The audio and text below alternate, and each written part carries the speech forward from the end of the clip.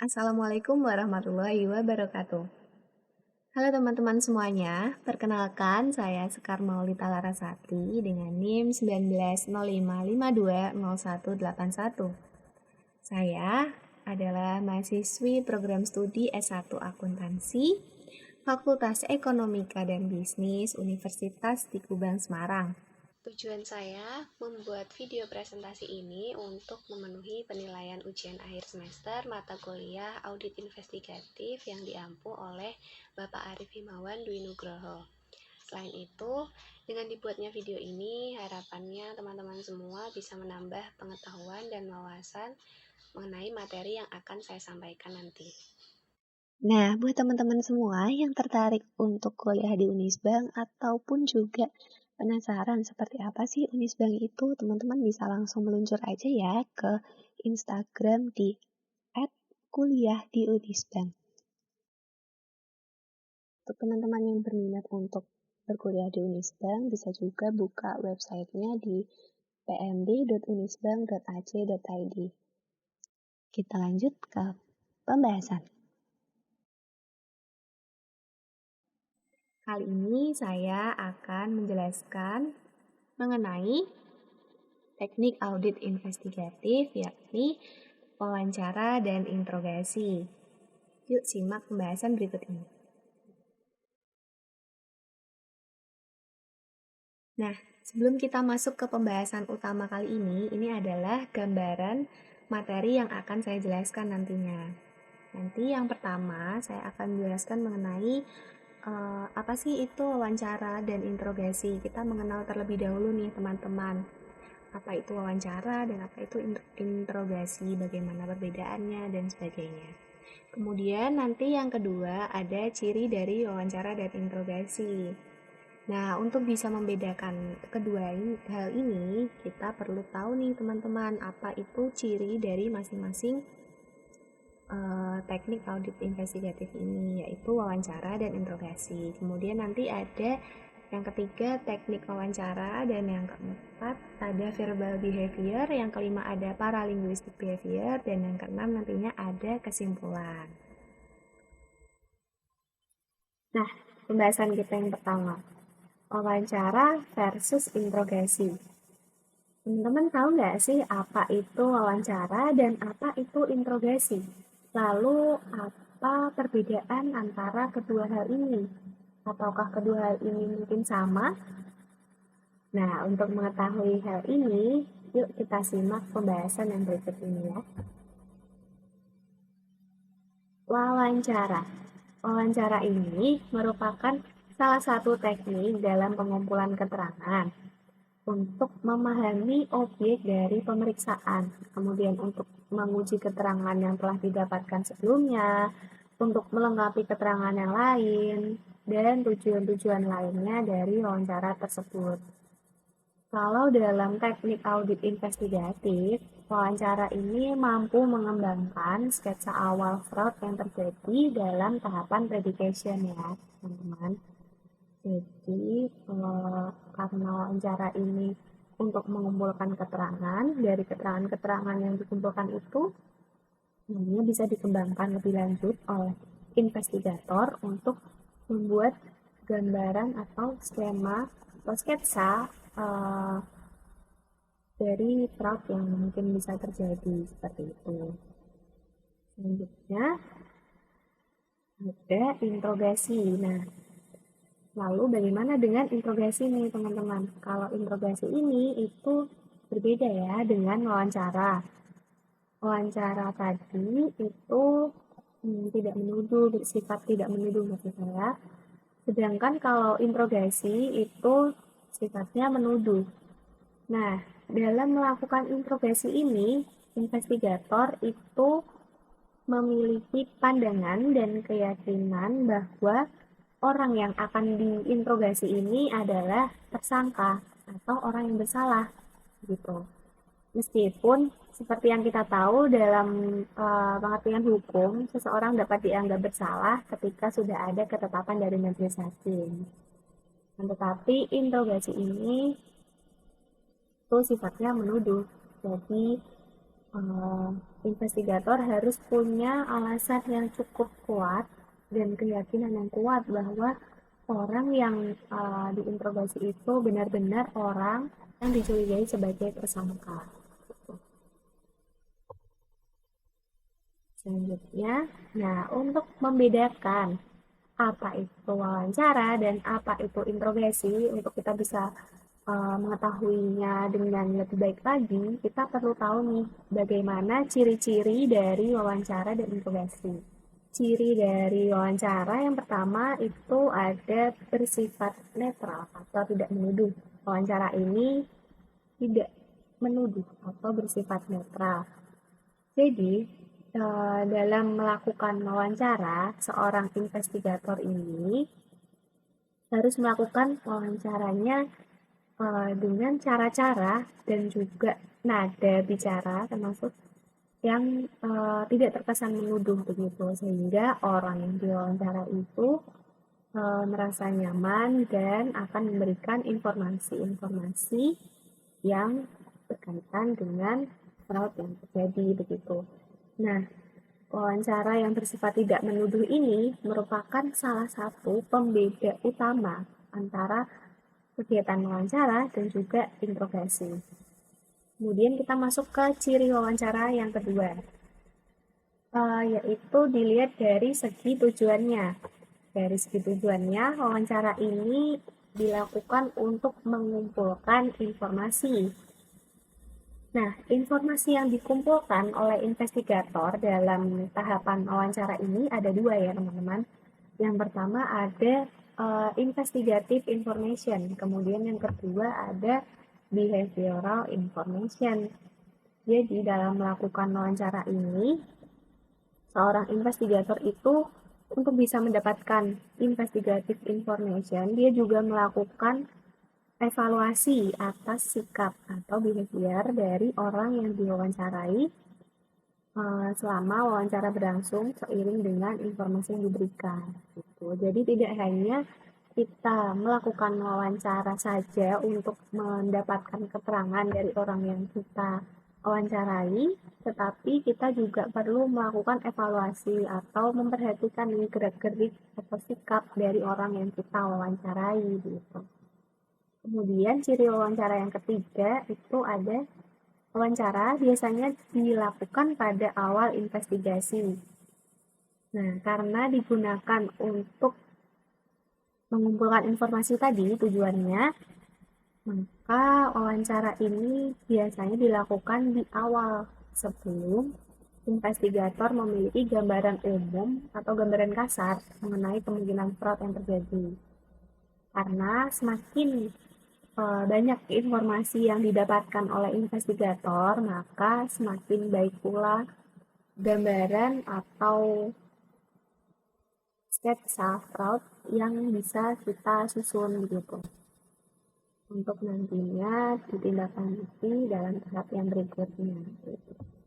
Selanjutnya, ciri wawancara yang keempat itu bisa dilakukan dalam berbagai lingkungan atau suasana.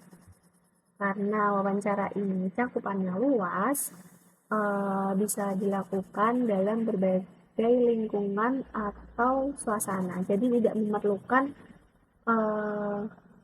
ruangan khusus atau lingkungan khusus. Jadi wawancara ini bisa dilakukan di mana saja, tergantung dari ketersediaan waktu nih antara investigator dengan orang yang mau kita wawancarai.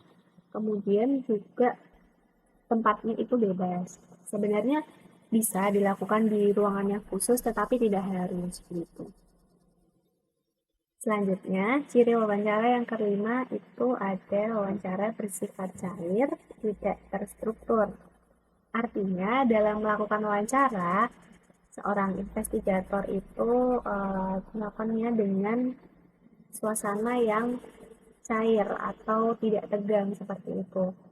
Karena juga seperti tadi, ciri yang pertama itu kan sifat dari wawancara ini sendiri itu tidak menuduh, sehingga tujuannya di sini yang utama adalah untuk mengumpulkan informasi. Nah, supaya orang yang diwawancarai itu merasa nyaman dan mau memberikan informasi yang sebanyak-banyaknya sesuai dengan apa yang dia ketahui dan sebenar-benarnya, maka wawancara ini harus bersifat cair dan juga biasanya tidak terstruktur ya teman-teman. Meskipun mungkin seorang investigator bisa mempunyai daftar pertanyaan yang akan ia tanyakan, tapi pewawancara itu atau investigator bisa secara kreatif bebas mengajukan pertanyaan dan juga mengembangkan pertanyaan-pertanyaan yang ada untuk menggali lebih lanjut informasi sesuai dengan pernyataan yang diberikan oleh orang yang diwawancarai. Kemudian ciri yang keenam itu ada mencatat hasil wawancara dari awal sampai akhir. Nah, sebagai bentuk dari dokumentasi serta bahan dalam mengumpulkan informasi tambahan terhadap pengamatan orang yang diwawancarai, pewawancara atau investigator itu perlu melakukan pencatatan atas hasil dari wawancara. Nah, pencatatan ini harus dilakukan dari awal hingga akhir ya teman-teman.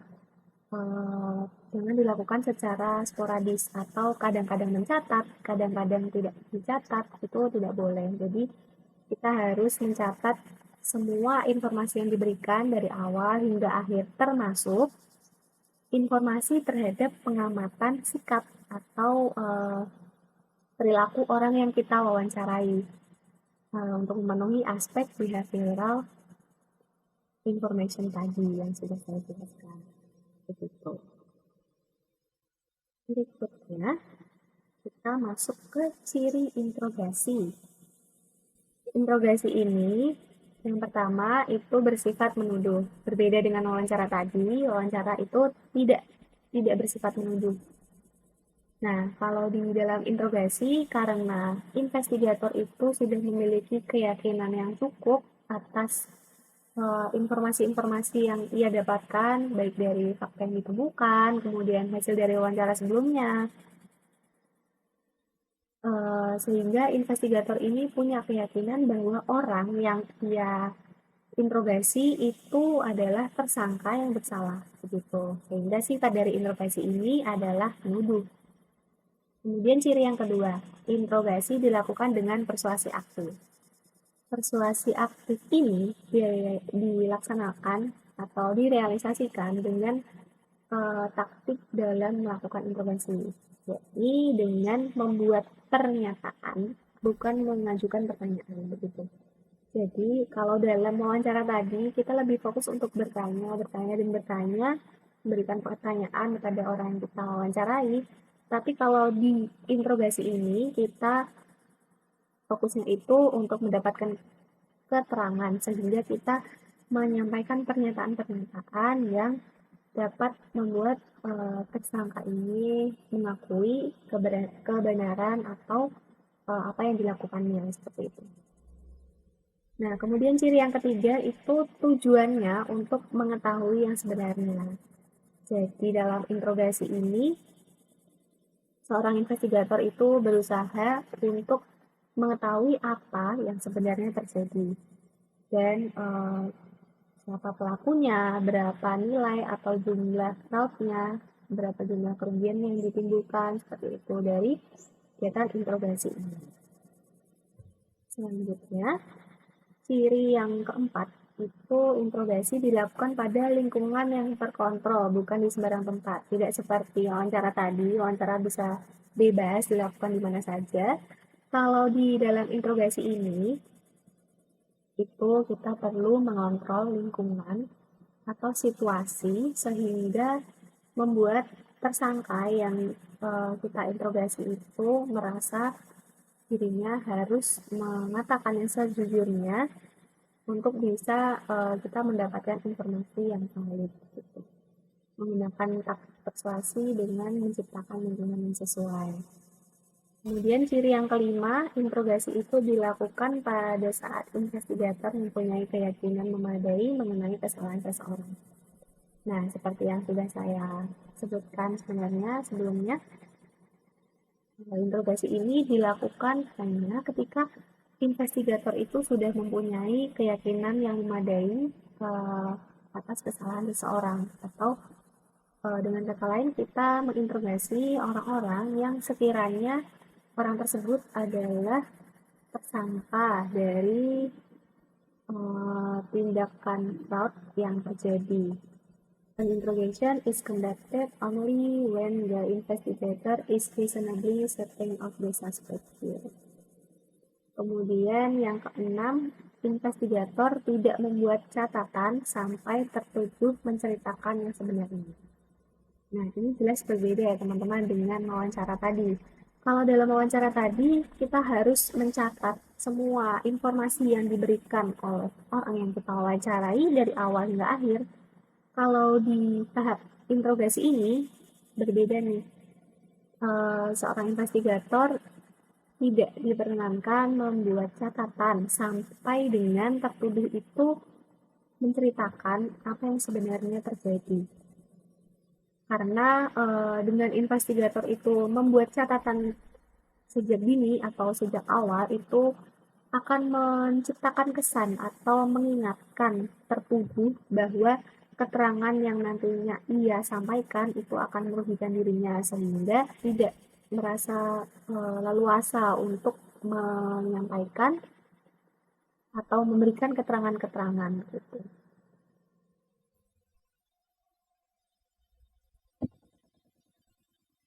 Berikutnya kita masuk ke teknik dasar wawancara. Nah, dalam melakukan wawancara, seorang investigator itu perlu memiliki atau menguasai teknik-teknik dasar ini. Ada 3. Di antaranya yang pertama itu ada kematangan pribadi. Kematangan pribadi ini berupa kematangan sikap atau mental seseorang. Termasuk di dalamnya adalah kemampuan dan juga pengetahuan yang dimilikinya, kemudian penampilan fisiknya, cara dia berpakaian, dan sebagainya. Kemudian yang kedua ada gaya dan karakter. Gaya dan karakter ini di dalamnya termasuk ada intonasi suara, cara dia berbicara, kemudian tatapan mata atau eye contact, kemudian bagaimana cara dia berinteraksi, bagaimana cara dia menyampaikan sesuatu, seperti itu. Dan yang ketiga ada koordinasi dan kerjasama. Koordinasi dan kerjasama ini tentunya memerlukan pengalaman yang cukup ya. Artinya dalam melakukan wawancara, seorang investigator juga perlu untuk bersikap luas atau fleksibel dalam melakukan wawancaranya, sehingga wawancara yang dilakukan itu tidak terkesan kaku dan orang yang kita wawancarai itu dapat merasa santai dan juga nyaman untuk menyampaikan informasi yang ingin diberikan. Melakukan wawancara. Ada 4 tahap yang bisa kita lakukan untuk melakukan wawancara ini. Yang pertama ada tahap persiapan. Nah, di tahap persiapan ini itu seperti namanya ya, persiapan. Kita perlu melakukan atau mempersiapkan apa-apa saja kebutuhan untuk kegiatan wawancara nantinya. Apa saja yang harus diperlukan itu diantaranya tidak-tidaknya ada 3. Yang pertama, seorang pewawancara itu harus memahami terlebih dahulu apa tujuan dari wawancara yang ingin dilakukan. Kemudian yang kedua, pewawancara itu harus melakukan persiapan atas materi atau bahan yang akan digali informasinya dalam wawancara. Kemudian yang ketiga itu ada alat dan bahan penunjang untuk mendukung pelaksanaan wawancara nantinya. Gitu. Kemudian tahapan yang kedua ada pelaksanaan. Nah, dalam tahap pelaksanaan ini seorang pewawancara yang baik itu melakukan wawancaranya dengan fokus, kemudian juga tetap bisa memperhatikan gerak-gerik dari orang yang diwawancara atau sikap yang ditunjukkan oleh orang yang dimintai keterangan. Selanjutnya dalam pelaksanaan juga seorang pewawancara itu harus mampu untuk menggali informasi lebih lanjut terhadap orang yang ia wawancarai melalui pertanyaan-pertanyaan yang ia berikan. Seperti itu. Kemudian tahapan yang ketiga ada dokumentasi. Nah, pada tahapan dokumentasi ini biasanya dilakukan dengan cara kita misalnya selaku investigator yang melakukan wawancara itu bisa mencatat hasil dari jawaban orang yang kita wawancarai dalam sebuah kertas, atau mungkin bisa juga dengan membuat rekaman baik itu berupa gambar atau rekaman suara untuk mendokumentasikan kegiatan wawancara ini, sehingga nantinya dari hasil dokumentasi ini kita bisa gunakan untuk melakukan analisis dan interpretasi atas hasil wawancara. Nah, di tahap analisis atau interpretasi hasil wawancara ini tentunya harus dilakukan dengan sangat teliti dan juga objektif. Seorang pewawancara yang baik itu melakukan analisisnya dengan objektif, atau dengan kata lain juga tidak memasukkan unsur-unsur subjektivitas gitu. Jadi apa adanya yang disampaikan oleh orang yang kita wawancarai itu yang kita catat, itu yang kita terima, seperti itu. Wawancara dilakukan sebelum interogasi. Nah, dalam melakukan wawancara ini sebaiknya dilakukan sebelum interogasi. Namun seringkali investigator itu melakukan interogasi meskipun ia tidak memiliki bukti atau petunjuk yang cukup untuk menuduh seseorang. Nah, ini sebenarnya sangat tidak dibenarkan ya teman-teman. Keputusan untuk menginterogasi seseorang itu biasanya didorong oleh keinginan untuk mencari bukti. Umumnya interogasi yang semacam ini itu dilakukan sekedar hanya karena investigator itu mempunyai persepsi bahwa orang yang tertuduh ini memiliki perilaku yang aneh. Padahal untuk menentukan seseorang itu berperilaku aneh, wawancara yang bersifat tidak menuduh itu dapat menjadi sarana yang lebih baik daripada melakukan interogasi di awal sebelum melakukan wawancara. Berikutnya, nah ini teman-teman bisa melihat di sini ya. Wawancara yang dilakukan sebelum interogasi itu pertama-tama fakta dan informasi yang terkumpul beserta dugaan oleh seorang investigator digunakan dalam membuat prediksi atas kemungkinan fraud yang terjadi, pelakunya, bagaimana caranya, dan sebagainya.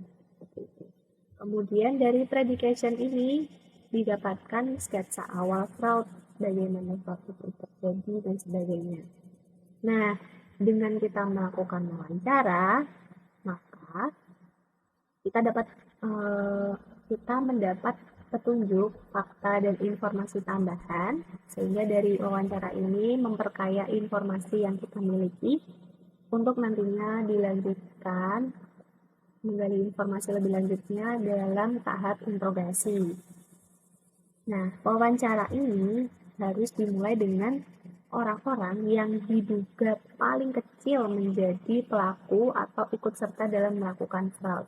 Kemudian baru dilanjutkan dengan orang-orang yang karena alasan pribadi ingin menjadi whistleblower, dan diakhiri dengan mereka yang diduga menjadi perencana atau otak dari tindak pidana yang terjadi. Jadi dari orang yang paling kecil kemungkinannya dia adalah pelaku utama, baru ke orang yang paling besar kemungkinannya menjadi pelaku utama, seperti itu. Nah, urutan wawancara atau urutan melakukan wawancara terhadap orang yang akan kita wawancara ini menjadi penting karena alasan berikut ini. Yang pertama, pada tahap awal itu belum banyak fakta yang terkumpul, sehingga dengan melakukan wawancara kepada orang yang diduga paling kecil melakukan tindakan kecurangan, itu orang yang tidak bersalah ini akan mengisi atau memberikan informasi-informasi kepada investigator terkait fakta-fakta penting secara terbuka, termasuk mungkin juga bisa memberikan informasi terkait motif dan juga peluang terjadinya fraud. Kemudian yang kedua, pelaku jadi tidak bisa mengendalikan yang akan diungkapkan kepada investigator dalam wawancara. Maksudnya karena kita telah mendapatkan informasi yang lebih banyak tadi pada sesi wawancara yang dilakukan oleh, maksud saya, sesi wawancara yang dilakukan terhadap orang-orang yang terduga paling kecil melakukan fraud, sehingga akan lebih sulit bagi pelaku fraud itu mengatur persesuaian atau konsistensi dalam kebohongannya, sekalipun melalui persekongkolan. Nah, hal ini dapat memudahkan investigator untuk mendapatkan informasi penting yang selanjutnya dapat dikembangkan lagi pada kegiatan introgasi.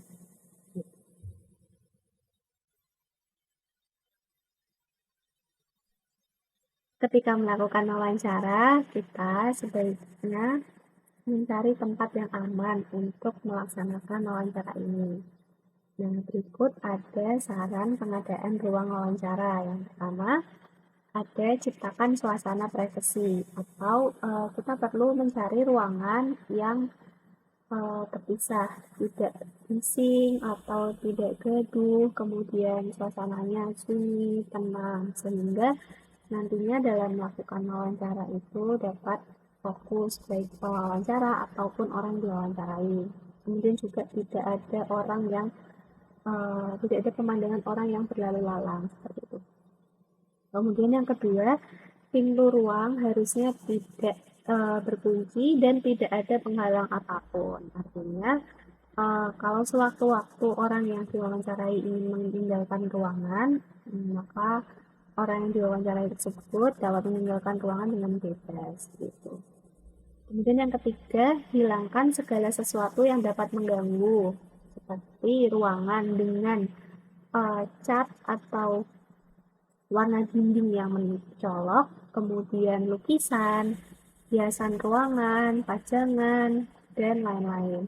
Kalaupun memang di dalam ruangan tersebut ada lukisan, mungkin bisa diletakkan di belakang orang yang diwawancarai, sehingga orang yang sedang diwawancarai itu tidak terdistraksi atau tidak terganggu oleh pemandangan-pemandangan tadi. Begitu. Dan juga kita perlu menjauhkan barang-barang di sekitar yang dapat menjadi mainan atau yang bisa mengganggu fokus dari orang diwawancarai. Contoh kecilnya seperti stapler, kemudian juga alat tulis yang ada di dekat orang yang sedang kita wawancarai. Berikutnya, saran yang keempat, ada penerangan ruangnya harus cukup tetapi juga tidak menyilaukan.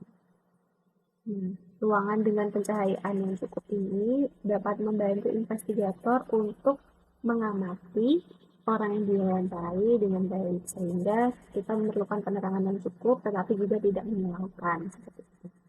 Kemudian yang kelima, ada meminimalkan kebisingan apapun. Tentunya dalam melakukan wawancara supaya kedua belah pihak itu bisa lebih berfokus untuk memberikan jawaban maupun menyampaikan pertanyaan dan juga menyampaikan informasi-informasi yang ada ketika wawancara, itu baiknya ruangannya itu diminimalkan atas kebisingan apapun. Kemudian yang keenam, kursi antara investigator atau dalam hal ini yang melakukan wawancara dengan orang yang diwawancarai itu berjarak kurang lebih sekitar 1,5 meter, sehingga tidak terlalu jauh dan juga tidak terlalu dekat. Dan saran yang ketujuh, ada denah ruangan yang berbeda untuk keperluan yang berbeda. Sebenarnya dengan berbagai kasus yang ada, kemudian kebutuhan ruangannya menjadi berbeda seperti itu. Baik untuk nantinya mungkin ada wawancara terhadap korban yang membutuhkan kehadiran pihak ketiga di dalamnya, ataupun juga wawancara terhadap orang yang membutuhkan interpreter atau penerjemah seperti itu. Itu akan hasilnya akan berbeda dengan wawancara-wawancara yang standar atau yang biasa lainnya. Seperti itu. Berikutnya di sini teman-teman semua bisa melihat denah ruangan wawancara yang standar ya teman-teman. Di sini dalam satu ruangan tersebut ada meja, kemudian di sini ada tersangka atau bisa juga orang yang kita minta keterangan atau orang yang kita wawancarai. Kemudian di sini ada investigator atau orang yang akan mewawancarai. Jadi posisi tersangka dengan investigator ini saling berhadapan ya teman-teman. Nah, kemudian pada kalanya investigator juga perlu melakukan wawancara terhadap korban, misalnya saja korban kekerasan anak seperti itu. Nah, korban kekerasan anak ini yang masih di bawah umur biasanya memerlukan kehadiran orang tua atau pihak ketiga untuk menemani korban tersebut. Nah, korban duduk berhadapan dengan investigator, kemudian di sini ada orang ketiga, orang tua yang menemani. Di sini juga ada meja, kemudian di sini adalah pintu. Jaraknya masih sama untuk investigator dengan orang yang diwawancarai itu kurang lebih 1,5 meter dengan duduk berhadapan. Selanjutnya ruang pengamatan. Nah, ini penting nih teman-teman. Apabila memungkinkan, itu perlu adanya ruang yang bersebelahan dengan ruang wawancara. Ruangan yang bersebelahan ini disebut juga ruang pengamatan atau observation room. Nantinya, ruangan yang lebih kecil ini berfungsi untuk mengamati keadaan yang terjadi di dalam ruang wawancara. Nah, pada dinding ruang wawancara ditempatkan cermin satu arah dan juga mikrofon untuk sembunyi. Sehingga orang-orang yang ada di ruang pengamatan ini nantinya dapat mengamati apa yang terjadi di ruang wawancara ini. Ini teman-teman semua bisa melihat pada gambar yang ada di layar. Di sini terdapat investigator, kemudian ini adalah tersangkanya atau orang yang diwawancarai. Ini kemudian jaraknya kurang lebih sekitar 1,5 meter. Dan di sini terdapat cermin satu arah yang menghubungkan antara ruang pengamatan dengan ruang wawancara. Jadi cermin satu arah ini tersangka ataupun investigator yang berada di dalam ruang wawancara tidak dapat melihat keadaan yang ada di dalam ruang pengamatan. Akan tetapi orang yang nantinya berada di dalam ruang pengamatan ini dapat melihat ke dalam ruang wawancara. Jadi dapat mengamati apa yang terjadi dalam ruang wawancara seperti itu. Kemudian di sini ada denah ruangan wawancara dengan interpreter atau penerjemah. Ada pada kasus-kasus tertentu juga investigator itu memerlukan interpreter atau penerjemah untuk mewawancarai tersangka ataupun orang-orang yang diduga menjadi pelaku atau orang-orang berkaitan seperti itu. Nah, masih kurang lebih masih sama seperti ruangan yang sebelumnya denahnya, akan tetapi perbedaannya ada di sini. Di sebelah investigator ada interpreter yang duduk menemani investigator gitu. Interpreter ini nantinya akan menjadi penerjemah atas apa yang disampaikan investigator kepada tersangka maupun yang disampaikan oleh tersangka kepada investigator. Gitu. Tetap dengan ada ruang pengamatan dan juga ada cermin satu arah maupun mikrofon yang ada di ruangan tersebut seperti itu. Berikutnya nih, ada manfaat observation room atau ruang pengamatan. Nah, dengan adanya ruang pengamatan ini, ada beberapa manfaat atau kegunaan dari kehadiran ruang pengamatan ini. Pengamat yang pertama, pengamat dapat menyaksikan sepenuhnya proses wawancara tanpa mengganggu privasi yang harus ada dalam ruang wawancara tersebut. Karena pengamat itu berada di ruang pengamatan yang terpisah dengan ruang wawancara, sehingga tetap ada privasi di dalam ruang wawancara tersebut. Gitu. Kemudian yang kedua, pengamat dapat mempelajari gejala perilaku tersangka atau behavior symptom yang diciptakan oleh tersangka. Kemudian yang ketiga, ada pengamat di ruang lain merupakan saksi ketika wanita yang diwawancarai misalnya menuduh pewawancara melakukan pelecehan seksual dalam ruang wawancara.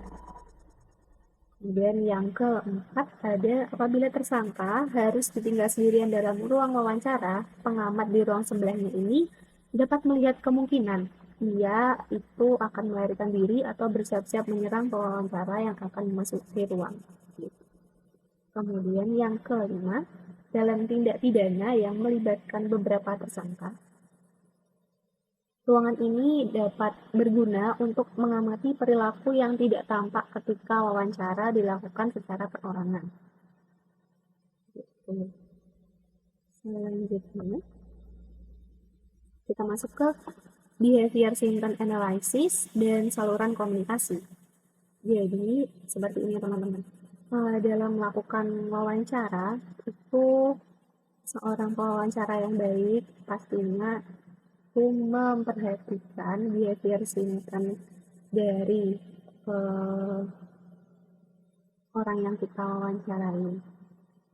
Nah, behavior symptom analysis ini secara harfiah dapat diterjemahkan sebagai analisis terhadap gejala perilaku orang yang kita wawancarai.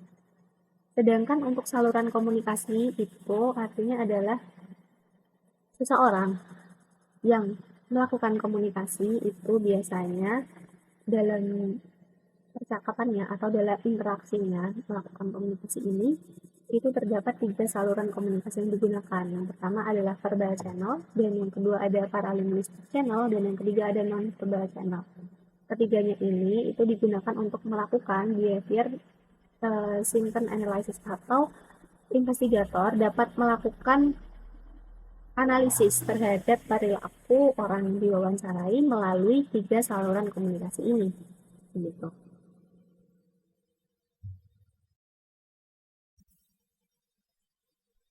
Berikutnya kita masuk ke materi pembahasan mengenai verbal behavioral. Nah, tapi sebelum kita masuk ke pembahasan ini, ada baiknya kita menyamakan persepsi istilah yang akan saya gunakan dalam pembahasan berikut ini. Nantinya orang yang diwawancarai atau diinterogasi atau diperiksa itu akan kita sebut sebagai subjek. Sedangkan orang yang melakukan wawancara atau interogasi itu akan kita sebut sebagai investigator. Kita masuk ke pembahasan mengenai verbal behavioral. Prinsip dari behavioral symptom analysis ini sebenarnya adalah subjek yang jiwanya itu sehat dan berinteraksi sosial secara normal, maksud saya, itu akan mengalami kecemasan apabila dirinya berbohong. Karena itu, apapun penyebabnya, ketika subjek itu berbohong dalam wawancara, gejala-gejala perilakunya ini dapat mencerminkan kesadarannya untuk menekan tingkat atau menghilangkan tingkat kecemasan atau anxiety yang dia rasakan. Kemudian ketika diwawancara itu, seseorang dapat memberikan 4 jenis jawaban. Jawaban yang pertama pastinya adalah jawaban yang jujur atau truth. Nah, kemudian jawaban yang kedua itu ada omission atau mengakui secara jujur tapi dengan cara tersamar seperti itu. Kemudian yang ketiga ada mengelak atau evasion, dan yang keempat ada berbohong atau deception. Dari 4 jenis jawaban di atas, menceritakan apa adanya atau jujur itu tidak menimbulkan kecemasan, atau tidak ada kecemasan sama sekali. Kemudian berbohong itu menimbulkan kecemasan yang paling tinggi, atau level anxiety-nya yang dirasakan oleh seseorang yang berbohong itu sangat tinggi apabila dia berbohong. Sedangkan mengakui secara tersamar atau omission tadi, itu level atau tingkat kegelisahan yang dirasakan atau anxiety yang dirasakan itu lebih kecil daripada seseorang yang melakukan pengelakan atau evasion, jawabannya. Sehingga biasanya seseorang itu apabila dirinya itu berbohong, subjek akan memilih mengakui secara tersamar atau melakukan omission daripada dia harus melakukan evasion, karena tingkat kecemasan yang ditimbulkan atau kegelisahan yang dirasakan itu akan lebih rendah daripada dia melakukan pengelakan atau evasion. Khusus untuk berbohong atau deception itu sebenarnya ada beberapa cara untuk berbohong secara verbal, yaitu yang pertama berbohong dengan menunjuk pada sesuatu atau lying by referral. Kemudian yang kedua ada pula memberikan tanggapan dengan catatan atau qualified response. Nah, kalau untuk qualified response sendiri itu dapat terdiri lagi atau dibagi lagi menjadi 3. Yang pertama ada tanggapan dengan mengutip hal yang baik-baik. Contohnya seperti ini. Bila dalam kasus ini subjek yang diwawancarai adalah pejabat negara ya, bisa saja seorang pejabat ini mengatakan hal seperti ini. Sebagai pejabat negara yang setia mengabdi pada bangsa ini, saya menegaskan bahwa saya sama sekali tidak terlibat dalam kasus korupsi ini. Nah, kalimat berikut, maksud saya, kalimat yang saya nyatakan sebelumnya itu adalah tanggapan dengan dia itu mengutip hal yang baik-baik, dengan dia menandaskan bahwa dia merupakan pejabat negara yang setia mengabdi pada bangsa ini, dan seterusnya. Itu adalah cara dia untuk mengurangi tingkat kecemasan yang ia lakukan, tingkat kecemasan yang ia alami maksud saya. Kemudian jenis yang kedua ada menyalahkan ingatan sendiri, seperti apabila subjek yang diwawancara itu menambahkan keterangan lisan seperti ini. Contohnya, sepanjang ingatan saya, yang saya ketahui, atau sepanjang sepengetahuan saya, dan sebagainya. Kalimat-kalimat atau frasa-frasa seperti itu adalah salah satu contoh dari memberikan tanggapan dengan catatan. Kemudian ada yang ketiga adalah omission qualifier, atau fraseologi yang mengindikasikan subjek menghilangkan sebagian jawabannya. Contohnya, itu dengan seseorang memberikan tambahan keterangan hampir tidak pernah, atau tidak sering, tidak juga, atau tanggapan-tanggapan sejenis lainnya. Nah, hal itu adalah fraseologi yang mengindikasikan subjek itu menghilangkan sebagian jawabannya sebagai bagian dari kebohongan yang ia sampaikan. Begitu. Pembahasan berikutnya mengenai paralinguistic behavior. Dalam kehidupan sehari-hari, kita pasti sering menjumpai ucapan yang makna sesungguhnya itu berbeda dari apa yang keluar dari mulut si pembicara. Nah, terdapat ciri-ciri tertentu dari sebuah percakapan atau speech karakteristik. Speech karakteristik ini dapat mengubah makna dari sebuah ucapan. Ciri dari percakapan atau paralinguistic behavior ini perlu diamati. Karena paralinguistic behavior ini merupakan sumber yang terbaik untuk mendeteksi kebohongan. Jadi selain kita memperhatikan ucapan verbal seseorang, kita juga perlu mengamati speech karakteristik atau sebagai paralinguistic behavior dari seseorang yang kita wawancarai.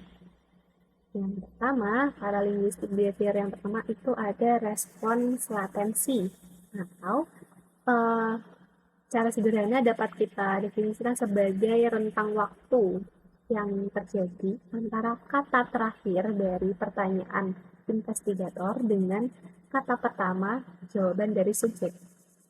Jadi jeda atau rentang waktu itu adalah respon latensi. Nah, dalam NSA studi, itu respon latensi subjek yang jujur itu berkisar antara 0,5 detik. Sedangkan untuk subjek yang berbohong berkisar antara 1,5 detik. Jadi, untuk subjek yang berbohong itu respon latensinya lebih panjang daripada respon latensi subjek yang jujur. Kemudian yang kedua ada early response atau jawaban lebih awal. Contohnya ketika investigator itu belum selesai memberikan pertanyaan, tetapi subjek sudah menjawab pertanyaan tersebut. Seperti itu. Nah, jawaban lebih awal ini umumnya merupakan reaksi dari subjek yang jujur dan terlanjur gugup di awal wawancara. Subjek yang jujur biasanya akan mengulangi jawaban lebih awal tadi saat investigator menyelesaikan pertanyaannya. Akan tetapi bisa juga hal ini terjadi pada orang yang tidak jujur karena dia terlalu gugup, makanya dia memberikan early response atau jawaban yang lebih awal. Nah, lain halnya dengan orang yang jujur, orang yang tidak jujur atau subjek yang berbohong itu tidak akan mengulangi jawaban yang lebih awal tersebut. Seperti itu. Selanjutnya, paralinguistic behavior yang ketiga ada respons length. Atau respons length ini adalah secara statistik menunjukkan bahwa subjek yang memberikan jawaban jujur itu akan memberikan jawaban yang panjang daripada subjek yang berbohong. Bahkan menambahkan informasi yang tidak diminta oleh investigator. Sebaliknya, subjek yang berbohong akan memberikan jawaban singkat sekedar memenuhi syarat tidak menjawab. Artinya, ketika kita mewawancarai subjek, di mana subjek itu mengatakan yang sejujurnya, atau dirinya tidak berbohong, itu biasanya cenderung memberikan jawaban-jawaban yang panjang atau bahkan dia atau subjek ini itu memberikan informasi-informasi tambahan yang tidak ditanyakan oleh investigator seperti itu. Sedangkan untuk subjek yang berbohong biasanya akan cenderung menjawab seadanya atau ya memberikan jawaban-jawaban yang singkat hanya sekedar untuk memenuhi syarat bahwa dirinya sudah menjawab pertanyaan yang diajukan oleh investigator. Nah, hal ini terjadi karena masih berkaitan dengan pembahasan kita sebelumnya tadi. Karena orang yang berbohong cenderung akan merasakan gelisah atau cemas. Anxiety yang dirasakan itu akan mempengaruhi jawaban-jawaban yang ia berikan ketika investigator melakukan wawancara. Oleh karena itu, untuk meminimalisir rasa gelisah yang dia rasakan, subjek ini memberikan jawaban yang singkat-singkat supaya nantinya dalam menjawab pertanyaan-pertanyaan yang ada, dia tidak memberikan keterangan-keterangan yang tidak seharusnya ia ucapkan. Gitu. Kemudian yang berikutnya ada response delivery, seperti namanya response delivery atau penyampaian jawaban. Itu adalah paralinguistic behavior yang dapat kita lihat dari kecepatan atau rate kemudian tinggi rendahnya nada atau pitch, dan juga kejelasan atau clarity. Nah, hal ini sejalan dengan apa yang dikatakan, tetapi juga bisa bertentangan. Jadi, response delivery ini bisa menunjukkan apakah seseorang itu sedang berbohong atau tidak. Paralinguistik behavior yang berikutnya ada continuity of the response. Artinya, jawaban yang jujur itu biasanya mengalir dengan bebas sebagai satu alur pikir atau satu kalimat itu menyambung dengan kalimat yang lain, tidak loncat-loncat dari satu alur ke alur yang lain. Biasanya orang yang berkata jujur cenderung akan menyampaikan kalimatnya dengan tenang, sehingga dalam kalimat-kalimat yang ia sampaikan itu ada continuity atau keberlanjutan, atau kalimat itu masih berada dalam satu alur pikir yang sama, tidak melompat-lompat ke pembahasan yang berbeda-beda seperti itu. Nah, sedangkan pada jawaban subjek yang berbohong itu biasanya terdapat perilaku berhenti kemudian jalan atau stop and start behavior. Jadi ada jeda-jeda tertentu begitu pada orang yang berbohong. Misalnya dia sedang membicarakan tentang sesuatu, kemudian ya diam sejenak dan kemudian melanjutkan lagi perkataannya. Itu tanda-tanda bahwa ia sedang berpikir atau memproses kalimat yang akan ia keluarkan. Dimana karena dia berbohong, jadi dia cenderung untuk berhati-hati, sehingga ada stop and start behavior ini. Kemudian selanjutnya ada erasure behavior atau perilaku yang menghapus apa yang dikatakannya. Dalam komunikasi paralinguistik ada perilaku tertentu yang dampaknya seperti tertawa atau batuk-batuk kecil atau berdehem setelah mengucapkan suatu bantahan. Nah, ini bisa menjadi behavior atau perilaku yang menghapus apa yang dikatakannya.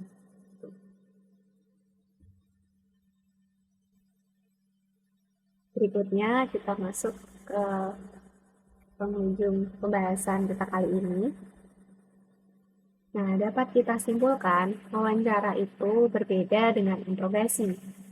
Wawancara dengan interogasi ini perbedaan utamanya dapat kita lihat dari segi sifatnya, di mana wawancara itu bersifat tidak menuduh, sedangkan interogasi itu bersifat menuduh. Wawancara dilakukan sebelum interogasi untuk mendapatkan informasi yang dapat menjadi bukti ataupun juga petunjuk untuk mengungkap kecurangan yang terjadi. Nah, sedangkan interogasi itu dilakukan setelah wawancara. Tujuan utamanya untuk mendapatkan kebenaran atas apa yang sebenarnya terjadi. Misalnya saja bagaimana kecurangan itu bisa terjadi, siapa yang melakukan, kemudian bagaimana besarnya jumlah atau nilai kerugian yang ditimbulkan akibat kecurangan yang terjadi, dan sebagainya. Lalu, untuk melakukan wawancara, ketika kita melakukan wawancara ataupun interogasi, kita itu dapat menggunakan ruangan yang ditata khusus sedemikian rupa untuk menciptakan lingkungan yang kondusif. Nah, salah satunya dengan dibuatnya ruang pengamatan atau observation room. Observation room ini dapat membantu para pengamat untuk mengamati perilaku-perilaku yang ditunjukkan atau diberikan oleh subjek atau orang yang diwawancarai atau orang yang diinterogasi, seperti itu. Kemudian berikutnya, seseorang yang jiwanya sehat dan berinteraksi secara normal dalam kehidupan sosialnya, ia akan mengalami kecemasan ketika ia sedang berbohong. Nah, konsep dasar dari evaluasi atas verbal behavior, paralinguistic behavior ini digunakan untuk mendeteksi apakah seseorang itu menyatakan kebenaran atau kebohongan dalam wawancara maupun interogasi.